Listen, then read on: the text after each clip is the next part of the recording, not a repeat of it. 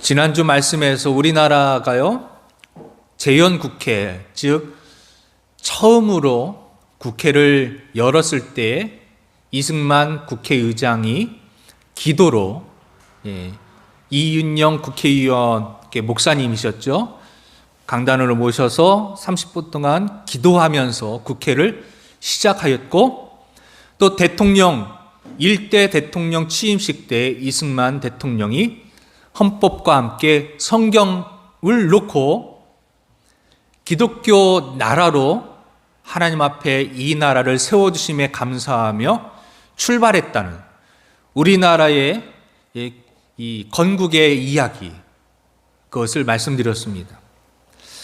그런데 사실 최근 몇 년 동안 이 이승만 대통령에 대해서 폄하하고 깎아내리고, 그리고 아주 나쁜 독재자의 이미지를 심겨서 우리 아이들의 교과서에서 이승만 대통령의 흔적을, 그 업적을 다 지우고, 그리고 역사에서 있어서는 안 되는 대통령으로 그렇게 역사 교육을 막 시키고 있는데요.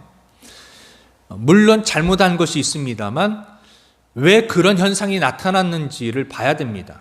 단순히 독재자였기 때문이냐라고 우리는 잘 공부하셔야 되는데요.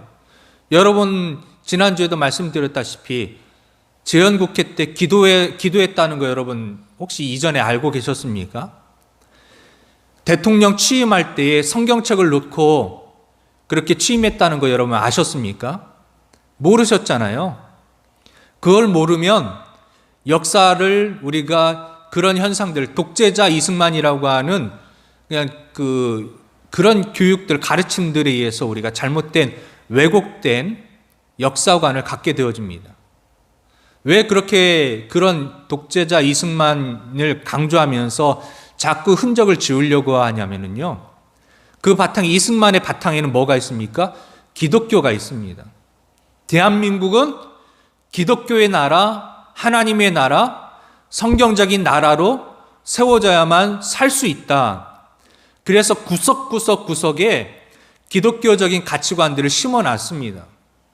어떻게 하면 그 당시 이승만 대통령이 예수 믿을 때 40명이었고 대통령이었을 때에는 불과 몇천 명밖에 되지 않았던 이 대한민국이 하나님의 나라가 될까, 기독교의 나라가 될까, 이승만 대통령 고민하면서 그냥 기도만 했던 것이 아니라 구체적으로 계획을 세웠는데요. 아무리 민주주의 대통령이라고 할지라도 민주주의 나라이기 때문에 대통령이 너 기독교 믿어 이렇게 할 수는 없지 않습니까? 그러면 진짜 공산주의고 독재지요. 그래서 구석구석에 일평생 한 번이라도 복음을 들을 수 있도록 제도를, 장치를 마련해 놨습니다. 남자들 같은 경우에는 군대를 다 가야 되기 때문에 군대에 최초로 군목제도를 만들었습니다. 군목제도가 처음 들어왔을 때는요, 기독교, 개신교, 불교나 천주교도 없었어요. 오직 목사님만 군목으로 처음에 시작했습니다. 병원에 가면은 우리가 어쨌든 간에 이 연세가 들다 보면, 아니면 젊어서라도 몸이 아프면 입원하게 됩니다. 병원 신세 지지 않은 사람이 아무도 없어요. 그래서 병원에는요, 원목제도를 두었습니다. 초등학교부터 이제 의무적으로 이 나라를 살리는 것은 교육이다. 그래서 남자도 아이도 여자도 가난한 자도 부자도 다 교육을 의무적으로, 이 돈 때문에 교육을 못 받는 자가 없어야 된다 해서 초등학교 의무 교육을 시켰는데요. 그래서 이제 그렇게 차츰차츰 가면서 학교에 교목을 두었습니다. 경찰서에는요, 경목을 두었습니다. 그래서 이 사회를 지탱하는 경찰들과 또 여러 이런 경찰들에게는 경목을, 범죄자들이 있는 교도소에는 또 교목을, 이런 목사들이 이제 제도를 두어서 일평생 한 번은 구석구석 잘 될 때이든지 또 어려울 때이든지 착한 사람이든 범죄한 사람이든 모두 다 한 번쯤은 이 복음을 들을 수 있도록 그렇게 제도를 마련해 놨습니다. 어쨌든 그런 기독교적인 흐름 가운데 이 나라가 그리고 이런 기독교적인 가치관을 배척하는 사람들에 의해서 그 역사를 흔적을 지우려고 하는 겁니다. 대한민국은 기독교적인 가치관으로 세워진 나라가 아니라 그냥 민주주의라는 이념 위에 세워진 나라다. 즉 기독교를 자꾸 배척하려고 하는, 예수님을 이 나라에서 배척하려고 하는 그런 세력들이 계속 그런 이 독재자라고 하는 프레임을 씌워서 이승만의 흔적을 다 없애려고 하는 겁니다. 그랬다가 최근에 들어서 다시 이승만에 대한 이런 역사들이 다시 밝혀졌어요. 드러났어요. 그러면서 다시 재평가가 되고 있습니다. 자, 그래서 오늘 이제 이 이승만 대통령이 어떻게 예수를 믿기 시작했는지, 이 나라가 어떻게, 즉 이승만 대통령으로부터 우리나라가 어떻게 보면 시작됐다고 볼 수 있는데요. 물론 다른 독립을 위해 싸웠던 분들도 계시지만, 자, 대한민국을 기독교 정신으로 세우기 위해서 헌신한 이 제1대 대통령 이승만 대통령은요, 1894년, 즉 이승만 대통령이 19살 되던 해에 지금은 배제중학교, 배제고등학교, 배제대학교로 이제 바뀌어진 배제학당에 입학하게 되어집니다.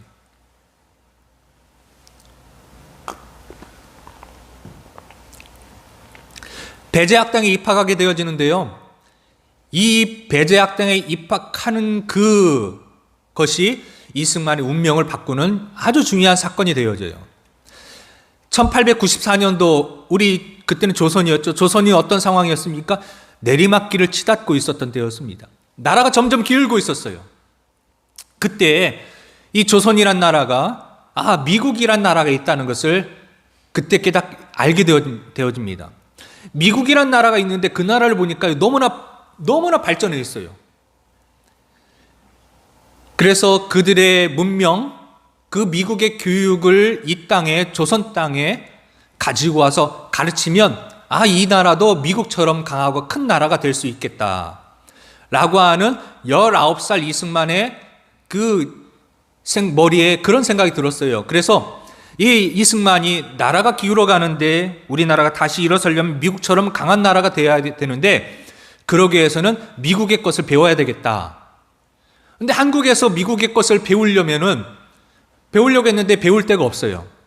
그런데 찾아보니까 배제학당이 그 당시에 이 조선 팔도에서 유일하게 서양식으로 교육하는 학교였습니다.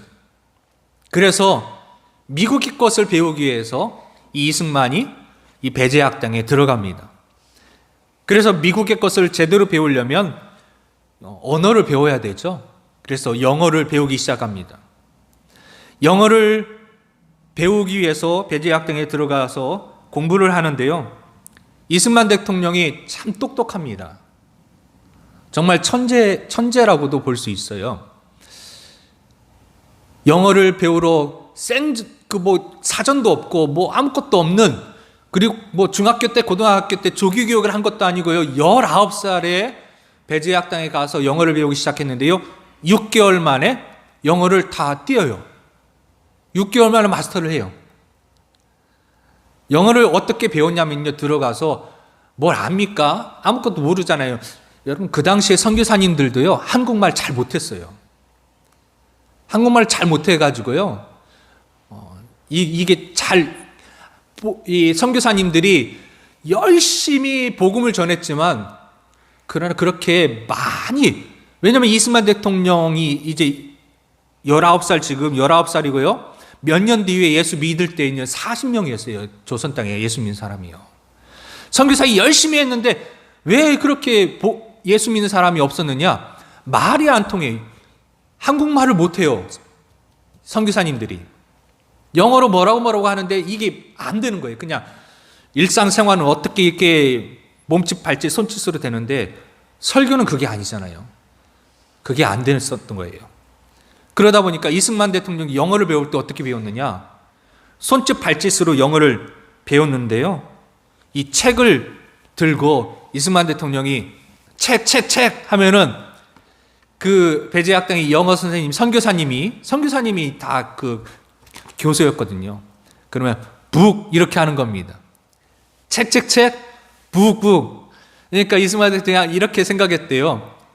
이 북은 두드리는 건데 쟤네들은 이 책을 북이라고 하는구나. 그러면서 그렇게 영어를 배웠다는 겁니다. 물건 갖다 놓고 들면은 영어로 얘기해주면 그렇게 해가지고요 6개월 만에 다 외웠어요. 그리고 배제학당에 6개월 만에 이승만이 선생님이 됩니다. 우리나라 최초로 영어 교수가 돼요. 영어 배우러 들어갔던 이승만이 6개월 만에 영어 교수가 됩니다. 자서전에 이렇게 썼어요. 그러면서 이승만 대통령이 나중에 자서전에 이런 말을 썼습니다. 나는 그때 영어보다 더 소중한 것을 배웠습니다. 배제학당에서 처음 들은 말인데요. 분명 한국말인데 전혀 그것이 무엇인지 이해할 수 없었습니다. 그게 뭐냐면 민주주의라는 말이었습니다. 나라는 당연히 임금이 다스리는 건데 양반이 지배하는 건데 그게 아닌 세상이 있다는 것입니다. 백성이 주인이 되는 나라가 있다는 것입니다. 이승만이요 민주주의라는 개념을 배제학당에서 처음 듣고 충격을 받았어요. 왜냐하면 이승만이 살던 그 한양의 그 집에서요 30m 이렇게 큰 길로 내려오면은요 거기에요 수도 한양에 큰 대로가 있는데 그 대로변에는요 1년 365일 하루도 빼놓지 않고 볼 수 있는 광경이 있었는데 그것은 뭐냐면 굶주림에 지쳐 쓰러져 있는 그래서 죽어 있는 시체들을 이승만 대통령이 날마다 봤어요. 그게 그때 조선 나라였습니다. 조선의 상황이었습니다. 5,000년 동안 늘 이 나라는 어딘가에서 누군가 굶어 죽었습니다. 이승만이 살던 그 시대 조선이란 나라가 멸망으로 치닫던 무렵에도 여러분 한양이란 도시는 조선에서 그래도 제일 돈이 있는 사람들이 돈기나 있는 사람, 힘기나 있는 사람들이 모여 살던 성공했던 사람들이 있었던 그런 도시가 아닙니까? 그런데 그런 도시에조차도 이 도로에 굶어 죽은 시체가 널려 있었던 거예요. 이 처참한 광경을 보면서 어떻게 하면 저 백성들을 좀 더 잘 살 수 있게 이 나라를 만들 수 있을까 하는 것이 청년 이승만의 고민이었습니다. 그런데 민주주의라는 개념을 딱 배우고 나서 감격했어. 민주주의구나. 바로 이거다. 국민이 주인이 되는 나라. 임금님이 국민을 괴롭히고 양반이 쌍놈 촌놈을 차별하는 그런 왕조국이 아니라 국민들에게 자유를 주는 민주주의 국가를 수립하면 저 굶어 죽는 고통당하는 백성들을 괴로움에서 고통에서 해방시킬 수 있겠구나. 조선 사람 가운데 처음으로 19살 청년 이승만의 가슴에 민주주의 국가를 세우겠다는 꿈이 비전이 심겨지게 되었습니다. 청년 이승만은요 배제학당을 6개월 만에 영어를 다 통달했듯이 수석으로 졸업했어요. 그리고 나서 그가 했던 일은요 언론인이 되었습니다. 그래서 이승만이요 조선 국적을 가진 사람으로는 최초로 신문을 만들어요. 한글로 만든 신문을 만듭니다. 근데 우리가 학교에서 배울 때는요 한국 최초의 순한글 신문은 독립신문이라고 배웠어요. 맞습니다. 한글로 된 최초의 신문은 독립신문인데요. 그런데 이 독립신문을 만든 사람이 발행했던 분은요 서재필 박사이죠. 그런데 이 서재필 박사는요 엄밀히 말하면 조선 사람이 아닙니다. 피는 조선 사람인데 미국 시민권자였어요. 미국 시민권자. 그러니까 국적으로 말하면 조선 국적이 아니었던 거예요. 어쨌든 미국 시민권자를 가진 그런 한국 사람인, 한국 혈통인 한국 사람인 서재필 박사가 최초의 독립신문을 만들었지만 조선 국적을 가진 사람으로 최초로 한글 신문을 만든 사람은 이승만 박사였습니다. 그가 만든 신문이요 협성의 회보라고 합니다. 협성의 회보. 그게 그 당시에 인쇄기술이 발달하거나 또 독자가 많은 것이 아니어서 일주일에 한 번씩 한글로 신문을 만들어서 배포를 했는데요. 이게요 날개 돋친 듯이 잘 팔려나갑니다. 이승만은요 이 신문을 통하여서 국민들에게 민주주의를 알리기 시작했습니다. 나라의 근본은 임금님이기 전에 백성입니다. 아무리 임금님이라도 백성의 것을 함부로 빼앗으면 안 됩니다. 백성을 괴롭히면 안 됩니다. 이것을 계속 신문을 통해서 알렸어요. 이런 민주주의 사상은 아무리 권세가 기울어가는 조선왕조 말기라고 할지라도요, 대놓고 여러 사람이 볼 수 있는 신문에다가 이런 얘기하는 것은요, 굉장히 위험한 말이었습니다. 목숨 걸고 하는 얘기예요. 이승만의 대통령의 이승만의 마음에는요, 자기의 어떤 위험보다 이 나라를 살리고자 하는 애국하는 마음이 더 투철했기 때문에 목숨 걸고 신문을 만든 거예요. 조선 최고의 문장가였던 이승만이요, 아주 탁월한 기사를 써서 신문을 뿌리니까요, 막 불티나듯이 막 팔리는 겁니다. 그래서 결국은요, 일주일에 한 번 만드는 신문을요, 매일 만드는 신문이 되었어요. 일간지가 되었어요. 여러분, 일주일에 한 번 발행하는 신문이 매일 발행하는 신문이 되었는데요, 지금은 우리가 뭐 당연하게 여겼지만 그 당시에 매일매일 신문을 만드는 거는요, 5,000년 역사상 처음이었습니다. 처음으로 매일매일 만드는 신문이 이승만에 의해서 만들어졌어요. 그래서 그 신문을 매일신문이라고 이름했습니다. 나중에는 제국신문이라고 이름을 바꿨어요. 이승만은 이렇게 신문을 발행해서 민주주의를 가르치는 동시에 독립협회에서는 연설가로도 활동을 했습니다.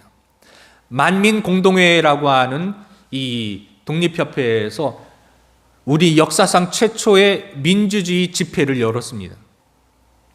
거기서 이승만이 연설을 합니다. 그가 지금까지 신문을 통해서 이 얘기했던, 근데 거기서 연설을 할 때는 좀 더 세게 하지 않습니까? 뭐라고 하냐면, 임금님 정신 차리십시오. 이대로 가다가는 나라가 다 망합니다. 저 강대국한테 우리나라 이권 그냥 다 갖다 바치면 우리 국민들은 어떻게 살란 말입니까? 그때 조선이 멸망해 가니까요, 강대국들이 서로 집어먹으려고 했던 때가 아닙니까? 외세를 펼쳐가고 조선의 독립을 외치는 이 이승만의 연설이 국민들에게요, 아주 인기를 끌었어요. 얼마나 인기를 끌었냐면요, 이승만이 연설을 하면은요, 여러분, 이승만이 연설한다고 했을 때 얼마나 많은 사람이 모였냐면요, 10,000명이 모였습니다. 10,000명이.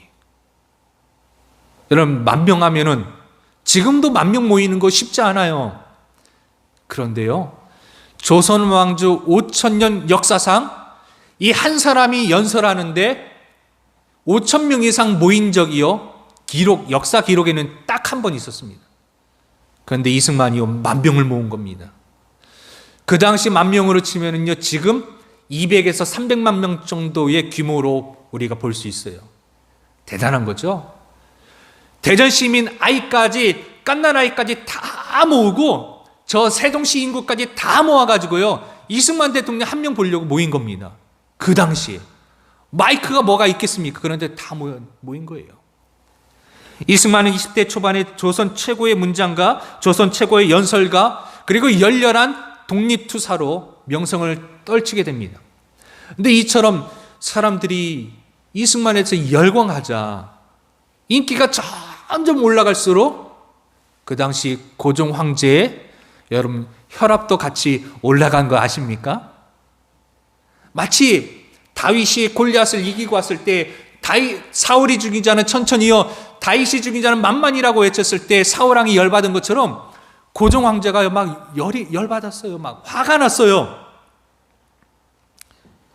조선은 그래도 아직은 왕이 다스리는 나라인데, 아무리 나라가 쇠락했어도 왕이 죽으라고 하면 진짜 사람이 죽는 그때였는데,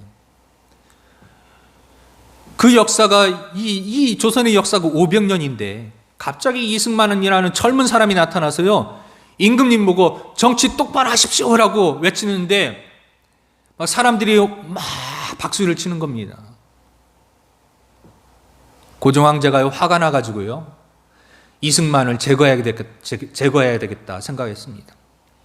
그래서 조선 팔도에서요, 힘께나 쓰는 이 주먹을 쓰는 깡패들을 다 모았어요. 그래서 이승만이 그 만민공동회에서 연설을 할 때였습니다. 고종황제가 이 동원한 깡패들이 이승만과 독립협회에 연설할 때에 거기를 기습을 했습니다. 난투극이 벌어져서 수백 명의 깡패가 거기 들어갔어요. 그래서 그 독립협회 회원 한 명이 그 자리에서 맞아서 죽었어요.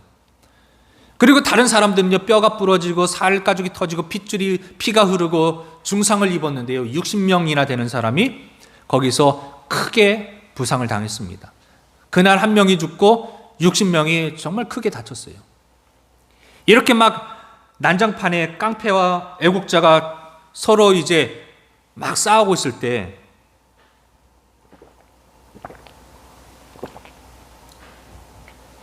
여러분, 이승만은 무엇을 했을까요?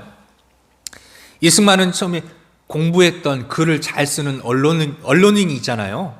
그런데요, 우리나라의 제1대 대통령은요, 여러분, 영화에 나온 주인공 같았어요. 싸움도 잘했어요. 젊은 20대 이 이승만은요, 발차기를 너무 잘했어요.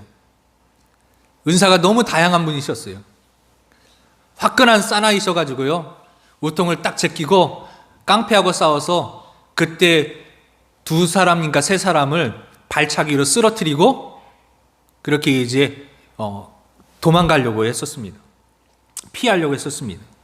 그런데 여러분, 발차기를 일단은 2명 정도는 쓰러뜨렸는데 이 때로 몰려오는 이 싸움에 일각이 있는 맨날 싸움했던 이 깡패들을 어떻게 이길 수 있습니까?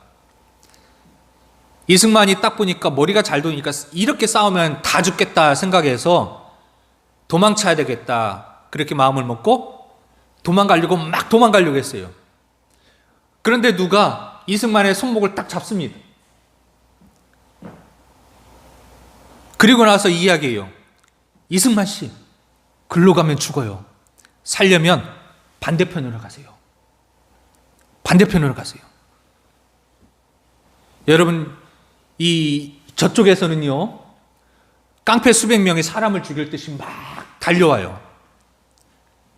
그러면 살려면 어떻게 해야 됩니까? 이쪽으로 뛰어야 되잖아요. 그런데 깡패가 이쪽에서 오면 이쪽으로 뛰어야 되는데 저쪽으로 가면 죽는다는 거예요. 살고 싶으면 깡패가 막 달려오는 우글거리는 그쪽으로 가라는 거예요. 뭔 이상한 소리야 하면서 어떤 놈이 미친 소리를 하나 하고 돌아봤는데요, 이상한 일이 벌어졌습니다. 분명히 손을 잡았는데, 느꼈는데, 소리가 들렸는데 없어요. 사람이. 형체가 없어요. 그런데 이 말을 들어야 될 것 같은 마음이 막 드는 거예요. 그래서 무언가 홀린 사람처럼 이승만이요, 자기도 모르게 방향을 이렇게 가다가 이렇게 돌려가지고 깡패들을 향해서 저벅 걸어갑니다. 깡패들이 몽둥이 들고 막 이승만 때려잡자 하고 막 달려오는데 한 사람이 저벅저벅 자기를 향해서 오는 거예요. 여러분, 그 시절에 이 스마트폰이 있습니까? 사진이 있습니까? 뭐가 있습니까? 사진도 귀한 때였고요. 이승만 사진은 또 그렇고요. 그래서 깡패들한테 사진 보여주면서 요즘처럼 딱 현상, 수배 이렇게 해서 사진을 보면 됐는데 그런 게 없으니까요, 이 깡패들이 머리를 썼어요. 얼굴을 모르니까. 이승만 때려 죽이자 하면은 도망갈 거다. 그러면 뒤통수 보이는 사람 무조건 때려잡자. 그러면 그 중에 이승만이 있을 것이다 라고 했는데, 웬 놈이 자기들을 향해서 막 이렇게 천천히 여유 있게 걸어오네요. 그러니까 이 사람들이 전국 각지에서 모였으니까 저놈은 처음 보는 놈인데 도망 안 치고 이쪽으로 오네. 그러다 보니까 경상도 깡패는요, 쟤는 충청도에서 왔나? 그러면서 이렇게 비껴져요. 보내줘요. 황해도에서 온 깡패는 제가 평안도에서 왔나? 쟤도 우리 깡패인가 하고 아무런 타치를 안 하고 길을 막 비껴줘요. 이승만 때려 죽이자 외치던 깡패들이요, 이승만이 걸어오니까 그냥 깡패인 줄 알고 다 비껴줘서 이승만이 그날 한 명이 죽고 60명이 크게 다쳤는데 털끝 하나 다치지 않고 그 난장판대. 얼마 후에 독립협회 회원들이요, 그 현장에 가서 상황을 이렇게 보는데요, 이승만이 없어요. 한 사람 죽고 60명이 다쳐서 쓰러져 있는데 이승만이 없어요. 깡패들이 이승만 잡아갔구나, 잡아가서 죽었구나. 아무 소식이 없으니까요. 그래서 그 소식을 모르고 이승만이 죽은 그 독립협회 회원들이요, 신문에다가 이런 글을 씁니다. 청년 애국자 이승만 동지가 사망했다. 이렇게 사망 기사를 냅니다. 그리고 나서요, 독립협회 회원들이 시신도 없는 장례식을 치릅니다. 그런데 짠 하고 이승만이 등장했습니다. 신기하죠. 이승만이요, 이 사건을 두고두고 참 신기하게 생각했다가요, 나중에 이제 고백하는데요, 여러분 까딱 잘못했으면 맞아 죽을 뻔했는데 그 폭도 위로부터 내 생명을 살려준 보이지 않는 손, 형체가 사라져버린 그 목소리의 주인공 도대체 누구일까 늘 궁금했는데요, 나중에요, 이승만이 감옥에서 하나님을 알고 기독교인이 된 다음에 이렇게 기록을 남겼습니다.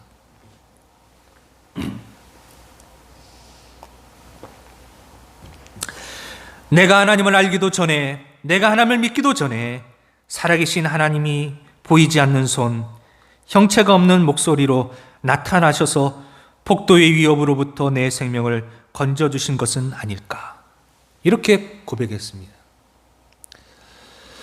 이승만이 이렇게 죽었다는 신문 보도까지 나가고 목숨을 걸고 싸웠는데 나라를 구할 수가 없었어요.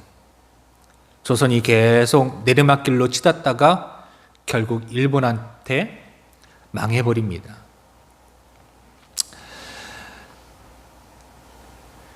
여러분, 나라가 망하면 국민이